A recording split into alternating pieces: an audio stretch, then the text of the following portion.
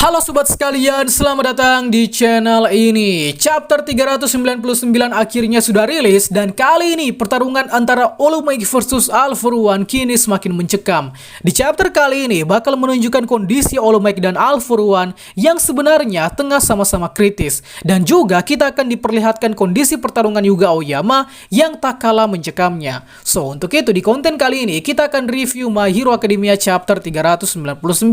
Tapi sebelum lanjut, subscribe channel ini biar admin makin semangat buat kontennya. Dan mari kita mulai.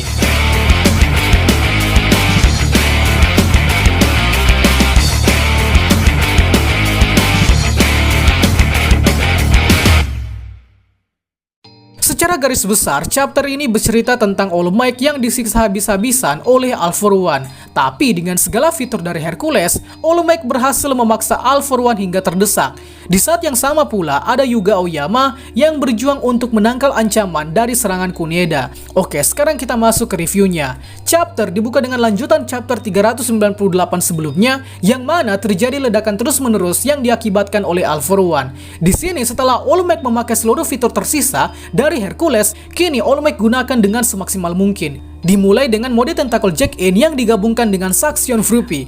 Mode ini tentunya mengambil referensi dari quirk Dupli Arm milik Mezo yang berguna untuk memaksimalkan mobilitas. Dan agar mampu menempel di dinding, mode ini menambah mode lain yang tentunya mengambil referensi dari quirk Mutan Katak milik Suyu. Secara kita tahu kalau dengan kekuatan mutannya, Suyu dapat menempel di dinding. Tapi selain itu, ada juga mode Soto dan Tailman. Mode Soto diperlihatkan berupa senjata, sedangkan Tailman berupa ekor besar. So tentunya kita tahu kalau kedua mode ini mengambil referensi dari Half Cool dan Half Hot milik Soto dan ekor mutan milik Ojiro. Tapi kedua mode ini akan diperlihatkan fungsinya nanti. So, All Might di posisi saat ini mulai paham cara kerja Rewind All For One, di mana Rewind-nya akan semakin menggila seiring dengan regenerasi yang dipakai oleh All For One. Dan pada endingnya, bakal membuat All For One semakin mudah, dalam artian bakal semakin dekat All For One pada resiko Rewind itu sendiri, yakni sampai membuat All For One ke bentuk sel sperma.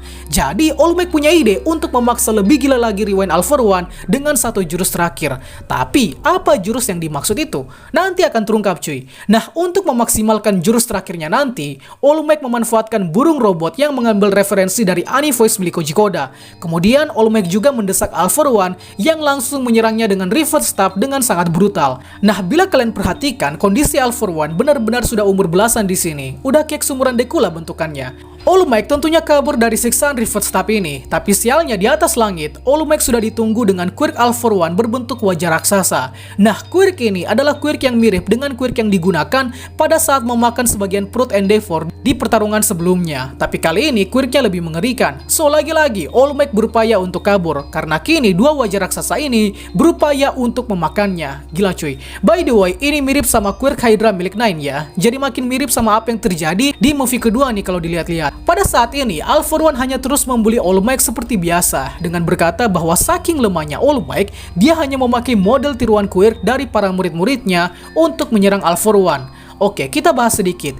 Sejatinya, mode-mode Hercules yang menciptakan berbagai referensi quirk ini sudah cukup untuk membuat All For One kocar-kacir. Jadi, apa yang All For One ucapkan ini adalah omong kosong, karena buktinya dia kini makin kritis pula. Tapi ya tak bisa ditutupi kalau All Might juga ikutan kritis di saat yang sama. Singkatnya, pada saat All Might kabur di antara sudut gedung, secara tiba-tiba All For One jumpscare dan langsung menonjok All Might sampai encok. Gila cuy, tinjuan All For One sampai membuat All Might bengkok. Parah banget. Dan di saat yang sama, All For One berkata bahwa cahaya All Might akan sirna. Artinya harapan All Might akan padam sebentar lagi. Di saat itu juga kita diperlihatkan satu panel yang menunjukkan All Might kurus dalam kegelapan. Nah, panel ini pernah ditunjukkan pada season 3 saat All Might berusaha menjaga api All For One-nya tetap menyala. Dan saat ini api One For All itu telah padam. Makanya di sini ditunjukkan All Might yang sendirian dalam kegelapan. Kembali ke alur, All For One yang ngejumpscare tadi langsung tubuhnya dibelenggu pakai ekor dan ditembakkan senjata api mode Soto langsung ke dalam mulutnya. Buset, All Might brutal banget cuy. Jadi inilah fungsi dari kedua mode Hercules ini, yakni Tailman untuk membelenggu dan Soto untuk menembakkan senjata api. Dalam kondisi ini, All Might membalas provokasi All For One dengan berkata seandainya cahayanya padam, tetap akan ada orang yang akan mewarisi cahayanya. Lantas, apa maksud dari All Might di sini? So, sebentar lagi akan kita ketahui bersama. Kita kemudian bergeser Geser ke lokasi Aoyama, di mana ini berada di fasilitas Troy. Kini di fasilitas Troy, para hero-nya sudah berhasil dikalahkan semua, kecuali Aoyama, di mana kini dia dibelenggu oleh Kunieda dengan bunga-bunga raksasanya. Pertanyaannya sekarang, mengapa Quirk Kunieda begitu kuat? Jawabannya ternyata karena bunga yang dihasilkan dapat tersebar kemana-mana dan tumbuh di tubuh inangnya yang kemudian menyerap lemak dan protein inangnya sehingga membuat bunganya semakin besar dan subur. Salah satu korban yang ditunjukkan di sini adalah Fate Gum, di mana seluruh cadangan lemaknya yang banyak itu diserap habis-habisan oleh Quirk bunga Kunieda dan endingnya membuat bunga yang dihasilkan menjadi bunga yang lebih besar. Nah, uniknya kepala bunga ini menyerupai wajah Fate Gum itu sendiri. Jadi dari bunga yang dihasilkan dari Fate Gum ini bakal memperparah keadaan karena setelah bunganya mekar nanti bakal menyebar hingga jarak yang lebih jauh dan dapat dipastikan korbannya bakal seperti yang terjadi di fasilitas Troy ini, yakni tumbang semuanya. So kalau dilihat-lihat, Quirk Kunieda ini sama bahayanya dengan ancaman ledakan bilik Dabi, di mana serangannya berpotensi menyerang secara massal. Tapi bedanya Quirk bunga ini menyerap lemak dan protein untuk berkembang biak, jadinya bakal sama bahayanya. Wah, ngeri kali Quirk yang satu ini. Tapi di sini yang diperlihatkan masih bertahan adalah Fate Gum dan Aoyama. Kalau Fate Gum jelas karena dia memiliki Quirk untuk memanipulasi lemak, maka dari itu dia sedikit bertahan karena cadangan lemaknya masih bisa menyokong dirinya. Tapi Aoyama sendiri dibiarkan bertahan oleh kehendak Kunieda sendiri, sebab Aoyama dianggap sebagai pengkhianat di mata Kunieda.